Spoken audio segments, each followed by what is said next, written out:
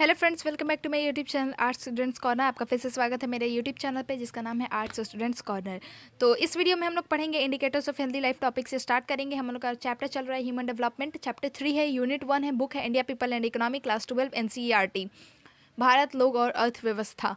तो क्लास 12 है, उसी का ये पार्ट 2 होने वाला है। पार्ट 1 मैंने डाल दिया है, आप चाहें तो मेरे चैनल पे देख सकते हैं। और रिक्वेस्ट है कि पहले पार्ट 1 देख ही लीजिए, उसके बाद ही ये देखने आइएगा। उससे आपको चैप्टर को समझने में भी आसानी नहीं होगा। चैप्टर आधा पे शुरू भी नहीं करना चाहिए, पूरा देखना चाहिए। तो आप लोग पार्ट 1 देख के आइएगा। तो इस वीडियो में तो हम लोग पढ़ेंगे indicators of a healthy life. इसके पहले हमने पढ़ लिया है बहुत कुछ, और इस वीडियो में हम इस चैप्टर को खत्म कर देंगे। और बाकी सारे चैप्टर्स मैंने डाल दिए इस बुक के भी, और ज्योग्राफी का जो वो fundamentals of human geography book है उसका भी। तो आप लोग चाहें तो वो भी देख सकते हैं। और जल्द ही मैं पॉलिटिकल साइंस और हिस्ट्री भी ख़त्म करने वाली हूँ। सिलेबस मतलब दिसंबर तक मैं पूरा कंप्लीट कर दूँगी। तो आप लोग मेरे चैनल के साथ जुड़े रहें और देखते रहें। अगर अच्छा लगा ये वीडियो तो लाइक कर दीजिएगा, ज़्यादा से ज़्यादा शेयर कीजिएगा इस वीडियो को, और चैनल को सब्सक्राइब करना मत भूलिएगा। तो चलिए शुरू करते हैं इंडिकेटर्स ऑफ हेल्दी लाइफ, यानी कि स्वस्थ जीवन के सूचक। फटाफट से पढ़ लेते हैं। लाइन बाय लाइन एक्सप्लेनेशन आपको मिलेगा। जो लोग नए हैं उनके लिए मैं बताती रही हूँ कि आपको इस वीडियो में लाइन बाय लाइन एक्सप्लेनेशन मिलेगा हिंदी में, जो कि आपको और कहीं नहीं मिलेगा। Life free from illness and ailment and living a reasonably long life span are indicative of a healthy life। रोग और पीड़ा से मुक्त जीवन और यथोचित दीर्घायु एक स्वस्थ जीवन के सूचक हैं। Availability of pre and post natal health care facilities in order to reduce infant mortality and post delivery deaths among mothers, old age health care, adequate nutrition and safety of individual are some important measures of a healthy and reasonably long life। शिशु मृत्यता और माताओं के प्रजनन तोड़ मृत्यु दर को घटाने के उद्देश्य से पूर्व और प्रसवोत्तर स्वास्थ्य सुविधाओं की उपलब्धता, वृद्धों के लिए स्वास्थ्य सेवाएं, पर्याप्त पोषण और व्यक्तियों की सुरक्षा एक स्वस्थ और लंबे जीवन के कुछ महत्वपूर्ण माप हैं। तो नीचे दिए गए हैं स्वच्छ भारत मिशन, स्वस्थ नहीं स्वच्छ भारत मिशन, SBM के बारे में, उसको हम लोग पढ़ लेते हैं। नाम तो सबने सुना होगा। The release of toxic and non-biodegradable waste from industries and urban sewerages and open defecation etc. have created many health hazards। कारखानों से निकलने वाले विषैले और जैविक क्रियाओं से नष्ट न हो पाने वाले कचरे, शहरों के सीवर तथा खुले में शौच आदि के कारण स्वास्थ्य से संबंधित बहुत से खतरे पैदा हुए हैं। The government of India has initiated many steps to address this problems and the Swachh Bharat mission is one of this. Bharat सरकार ने इन समस्याओं का समाधान करने के लिए बहुत कदम उठाए हैं, और स्वच्छ भारत मिशन भी उनमें से एक है। A healthy mind lives in a healthy body, and for a healthy body, clean environment, particularly clean air, water, noise-free ambience and hygienic surrounding are prerequisites। स्वस्थ मस्तिष्क एक स्वस्थ शरीर में निवास करता है, और एक स्वस्थ शरीर के लिए स्वच्छ वातावरण, विशेष रूप से स्वच्छ हवा, पानी, शोर मुक्त माहौल और स्वच्छ परिवेश प्राथमिक आवश्यकताएं हैं। Municipal waste, industrial effluents and pollutants generated by transport etc. are major sources of pollution in urban India। नगर निगम के कचरे, उद्योगों से निकलने वाले प्रदूषित जल और परिवहन से निकलने वाले धुएं आदि शहरों में प्रदूषण के मुख्य स्रोत हैं। Open defecation in rural areas and in urban slums are a major source of pollution। The government of India with its flagship program Swachh Bharat Mission aims at a pollution-free environment। Its objectives are, तो ग्रामीण इलाकों और शहरों में झुग्गी झोपड़ियों में खुले में शौच प्रदूषण के मुख्य स्रोत हैं। भारत सरकार ने देश को प्रदूषण रहित बनाने के विचार से स्वच्छ भारत मिशन अभियान चलाया, यानी स्वच्छ भारत अभियान चलाया है, जिसके उद्देश्य निम्न दिए गए हैं। तो इसके उद्देश्य भी पढ़ लेते हैं। पहला है making India open defecation free and achieving 100% scientific management of municipal solid waste, construction of individual household latrines, community toilet seats and public toilet seats. Swachh Bharat अभियान का उद्देश्य देश को खुले में शौच से मुक्ति और नगर निगम में 100% ठोस कचरे का वैज्ञानिक तरीके से उचित प्रबंधन, घरों में शौचालय, सामुदायिक शौचालय, सार्वजनिक शौचालय का निर्माण है। सेकंड है making provisions for the supply of clean energy fuel LPG to all households in rural India to reduce domestic pollution। ग्रामीण भारत में घरों से होने वाले प्रदूषण को कम करने के लिए साफ ईंधन के तौर पर LPG को सुलभ कराना। Providing portable drinking water to every household to control the spread of water borne diseases. जल से होने वाले रोगों की रोकथाम के लिए प्रत्येक घर में पीने लायक जल की व्यवस्था करना। Promoting the use of non convention energy sources like wind and solar energy. अपरंपरागत ईंधन के स्रोत जैसे पवन तथा सौर ऊर्जा को बढ़ावा देना। अब बढ़ते हैं अपने नेक्स्ट पेज पे। उम्मीद है आप लोग को स्वच्छ भारत मिशन का जो भी दिया गया है वो समझ आ गया होगा। तो इसी बात पे एक लाइक कर दीजिएगा और शेयर कीजिएगा अपने दोस्तों के साथ। India has done reasonably well in some of the health indicators like decline in death rate from 25.1, sorry for the slip of tongue, 25.1 per thousand in 1951 to 6.5 per thousand in 2015, and infant mortality from 148 per thousand to 37 during the same period. कुछ स्वास्थ्य सूचकों के क्षेत्र में भारत में सराहनीय कार्य हुए हैं, जैसे मृत्यु दर का 1951 में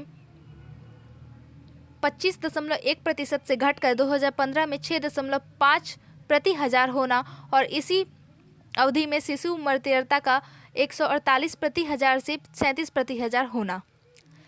Similarly, it also succeeded in increasing life expectancy at birth from 37.1 years to 66.9 years for males and 36.2 years, sorry, 2 to 70 years for females from 1951 to 2015. तो 2015 से लेके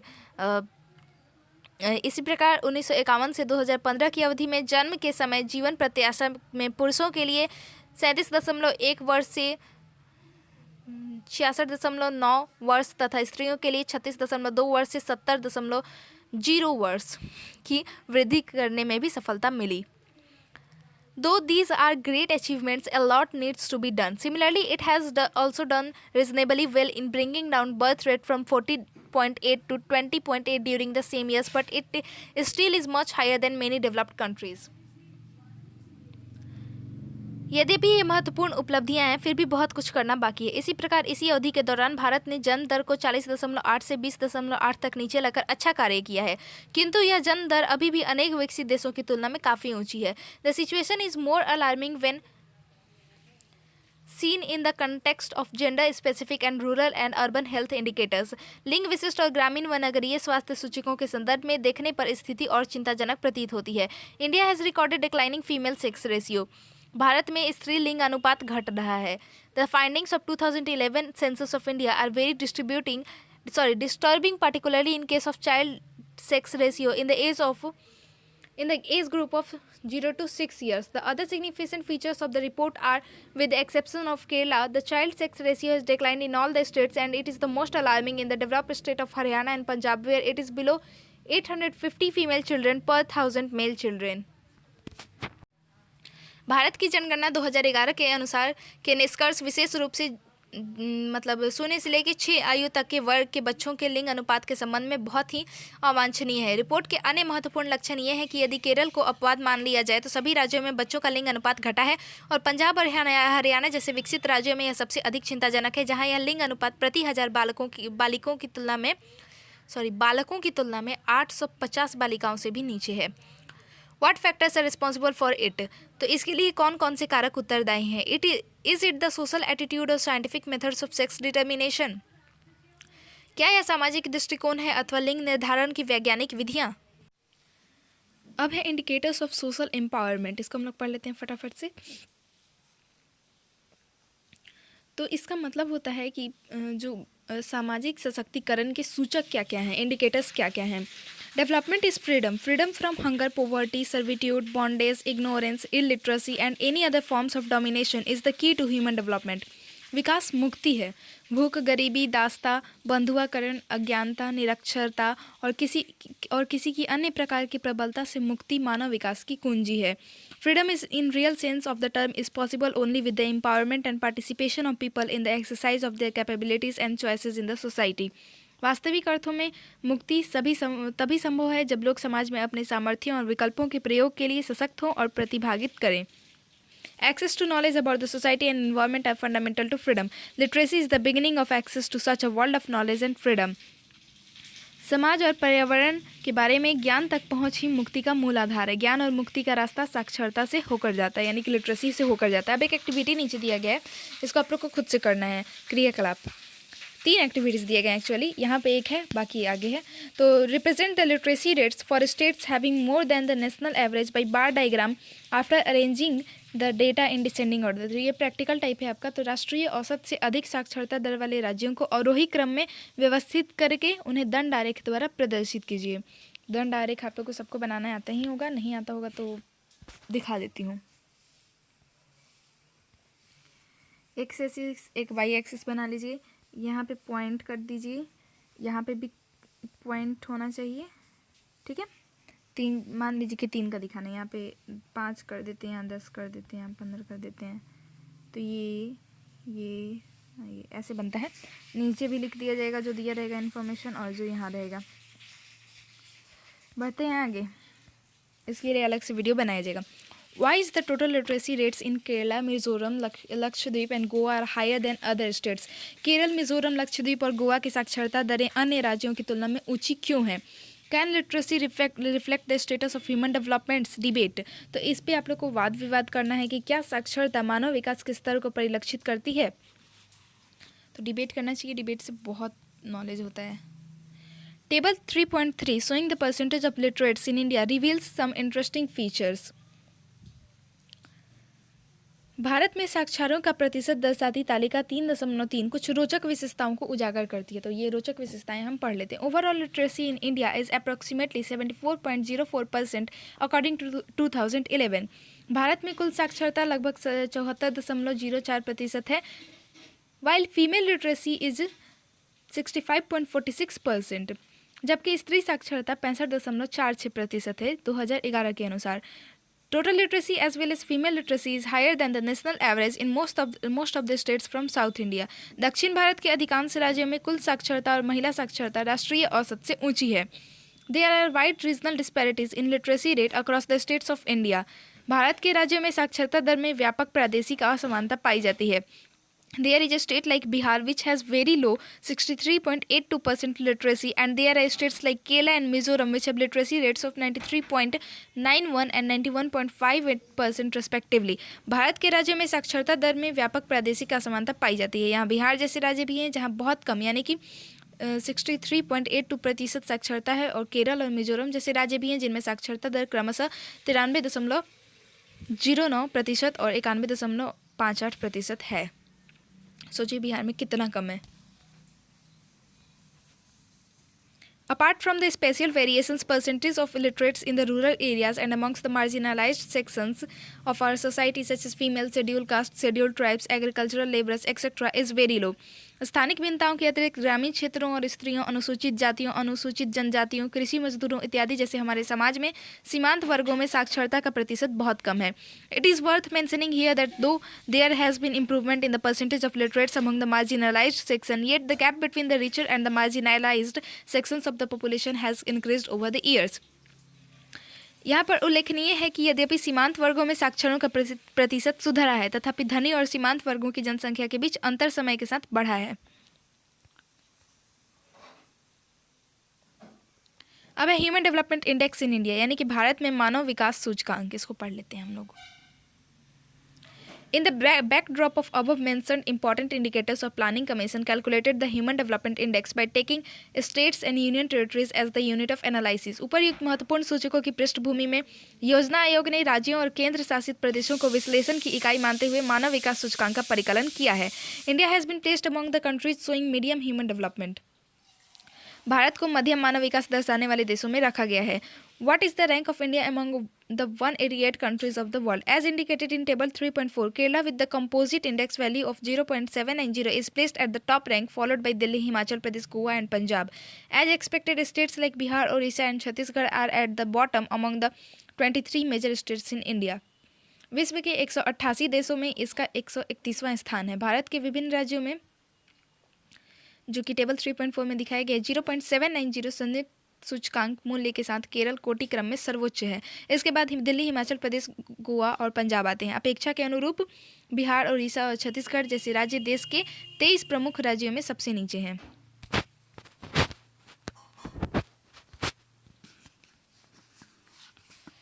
यहाँ पे टेबल 3.4, इसको आप लोग देख लीजिएगा। There are several socio-political, economic and historical reasons for such a state of affairs.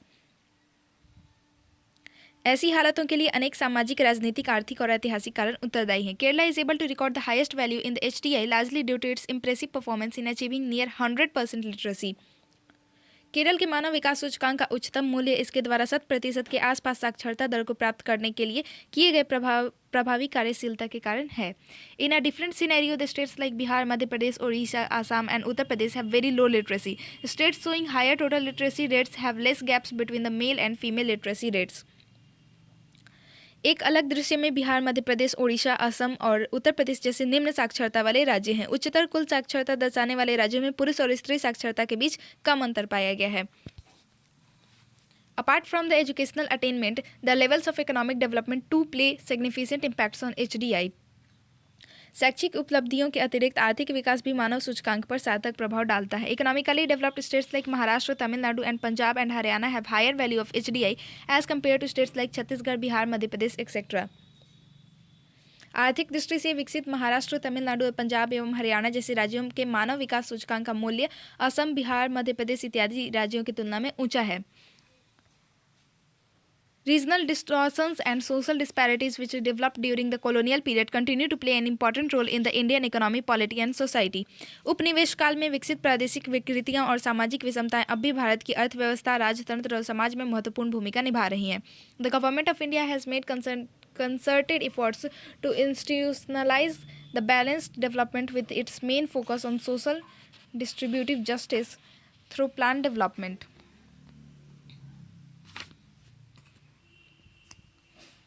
सामाजिक वितरण न्याय के अपने मुख्य ध्येय के साथ भारत सरकार नियोजित विकास के माध्यम से संतुलित विकास के सांस्थितीकरण के लिए सम्मिलित प्रयास किए हैं। इसने अधिकांश क्षेत्रों में महत्वपूर्ण उपलब्धियां प्राप्त की हैं, किंतु ये वांछित स्तर से अभी भी बहुत नीचे है। अब है पॉपुलेशन, इन्वायरमेंट एंड डेवलपमेंट, यानी कि जनसंख्या, पर्यावरण और विकास। Development in general and human development in particular is a complex concept used in social sciences. विकास सामान्य रूप से और मानव विकास विशेष रूप से सामाजिक विज्ञानों में प्रयुक्त होने वाली एक जटिल संकल्पना है। It is complex because for ages it was thought that development is a substantive concept and once it is achieved it will address all the socio-cultural and environmental ills of the society. यह जटिल है क्योंकि योगों से यही सोचा जा रहा है कि विकास एक मूलभूत संकल्पना है और यदि एक बार इसे प्राप्त कर लिया गया तो यह समाज की सभी सामाजिक, सांस्कृतिक और पर्यावरणीय समस्याओं का निदान हो जाएगा। Though development has brought in significant improvement in the quality of life in more than one way, but increasing regional disparities, social inequalities, discriminations, deprivations, displacement of people, abuse of human rights and undermining human values and environmental degradation have also increased. यद्यपि विकास ने मानव जीवन की गुणवत्ता में अनेक प्रकार से महत्वपूर्ण सुधार किए हैं, किंतु प्रादेशिक विषमताएं, सामाजिक असमानताएं, भेदभाव, वंचना, लोगों का विस्थापन, मानवाधिकारों पर आघात और मानवीय मूल्यों का विनाश तथा पर्यावरणीय निम्नीकरण भी बढ़ा है। Considering the gravity and sensitivity of the issues involve, the UNDP in its Human Development Report 1993 tried to amend some of the implicit biases and prejudices which were entrenched in the concept of development. संबद्ध मुद्दों की गंभीरता और संवेदनशीलता को भांपते हुए संयुक्त राष्ट्र विकास कार्यक्रम ने अपनी 1993 की मानव विकास रिपोर्ट में विकास की अवधारणा में अभिभूत कुछ स्पष्ट पक्षपातों और पूर्वाग्रहों को संशोधित करने का प्रयत्न किया है। People's participation and their security were the major issues in the Human Development Report of 1993. इनमें लोगों की प्रतिभागिता और उनकी सुरक्षा 1993 की मानव विकास रिपोर्ट में प्रमुख मुद्दे थे। It also emphasized on progressive democratization and increasing empowerment of people as minimum conditions for human development.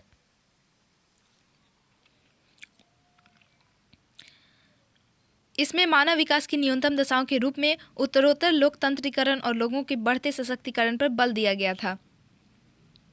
The report recognized greater constructive role of civil societies in bringing about peace and human development. Report ने शांति और मानव विकास लाने में नागरिक समाजों की बहुत बड़ी सकारात्मक भूमिका को भी स्वीकार किया। The civil society should work for building up opinion, for reduction in the military expenditure, demobilization of armed forces, transition from defence to production of basic goods and services and particularly disarmament and reduction in the nuclear warheads by developed countries. In a nuclearized world, peace and well-being are major global concerns. नागरिक समाजों को विकसित देशों द्वारा प्रतिरक्षा खर्चों में कटौती, सशस्त्र बलों के अप्रयोजन प्रतिरक्षा से आधारभूत वस्तुओं और सेवाओं के उत्पादन की ओर संक्रमण और विशेष रूप से निशस्त्रीकरण तथा नाभिकीय युद्धास्त्रों की संख्या घटाने के लिए जनमत तैयार करने की दिशा में कार्य करना चाहिए। एक नाभिकीय कृत विश्व में शांति और कल्याण दो प्रमुख वैश्विक चिंताएं हैं। At the other extreme of this approach lie the views expressed by neo-Malthusians, environmentalists and radical ecologists. इस उपागम के दूसरे छोर पर नौ माल्थसवादियों, पर्यावरणविदों और आमूलवादी पारिस्थितिकीविदों द्वारा व्यक्त विचार हैं। They believe that for a happy and peaceful social life, proper balance between population and resources is a necessary condition. उनका विश्वास है कि एक प्रसन्नचित्त एवं शांत सामाजिक जीवन के लिए जनसंख्या और संसाधनों के बीच उचित संतुलन एक आवश्यक दशा है। According to these thinkers, the gap between the resources and population has widened after 18th century. इन विचारकों के अनुसार जनसंख्या और संसाधनों के बीच का अंतर 18वीं शताब्दी के बाद बढ़ा है। There have been marginal expansion in the resources of the world in the last 300 years. But there has been phenomenal growth in the human population. विगत 300 वर्षों में विश्व के संसाधनों में बहुत थोड़ी वृद्धि हुई है, जबकि मानव जनसंख्या में विपुल वृद्धि हुई है। Development has only contributed in increasing the multiple uses of limited resources of the world, while there has been enormous increase in the demand for these resources. Therefore, the prime task before any development activity is to maintain parity between developed population and resources. विकास ने केवल विश्व के सीमित संसाधनों के बहुविध प्रयोगों को बढ़ाने में योगदान दिया है, जबकि इन संसाधनों की मांग में अतिशय वृद्धि हुई है। इस प्रकार विकास के किसी भी क्रियाकलाप के समक्ष परम कार्य जनसंख्या और संसाधनों के बीच समता बनाए रखना है। Scholar like sir Robert Malthus was the first one to voice his concern about the growing scarcity of resources as compared to human population.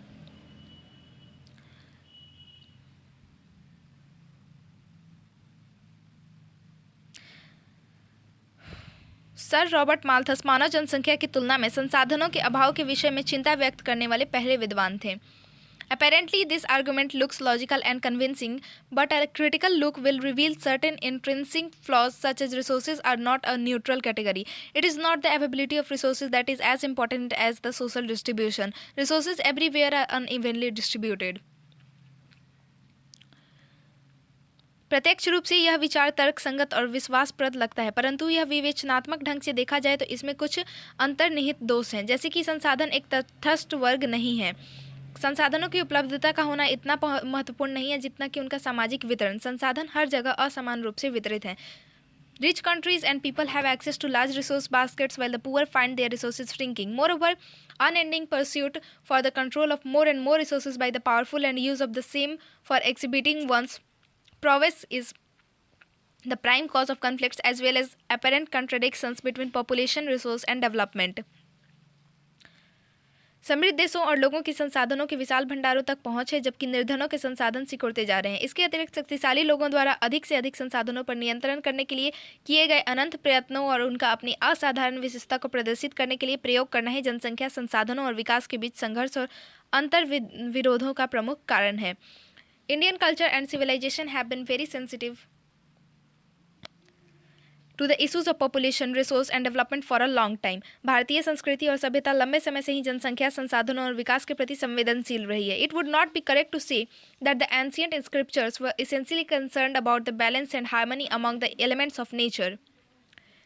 यह कहना गलत नहीं होगा कि प्राचीन ग्रंथ मूलतः प्रकृति के तत्वों के बीच संतुलन और समरसता के प्रति चिंतित थे।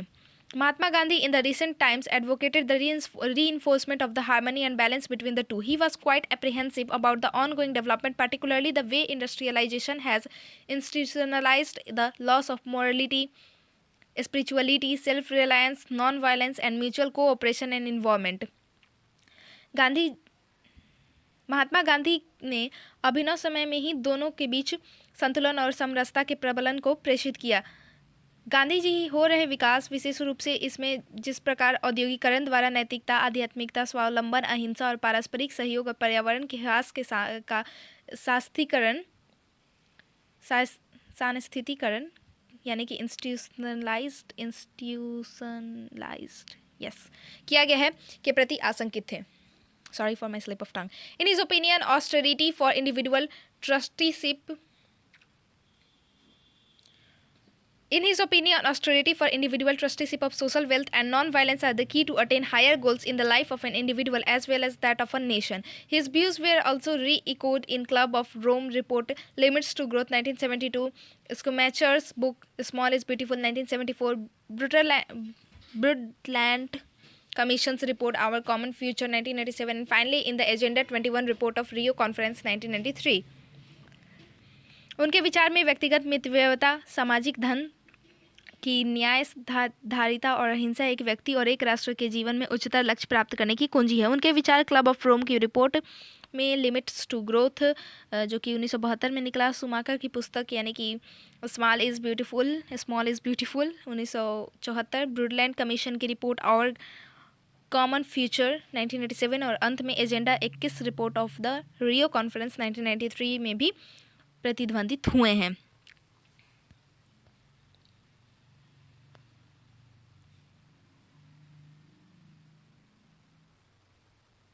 और हमारा चैप्टर खत्म हो गया। मैंने बहुत गंदा से स्मेली बनाया है, तो thank you for watching the video. अगर कोई डाउट होगा तो कमेंट में आप पूछ सकते हैं।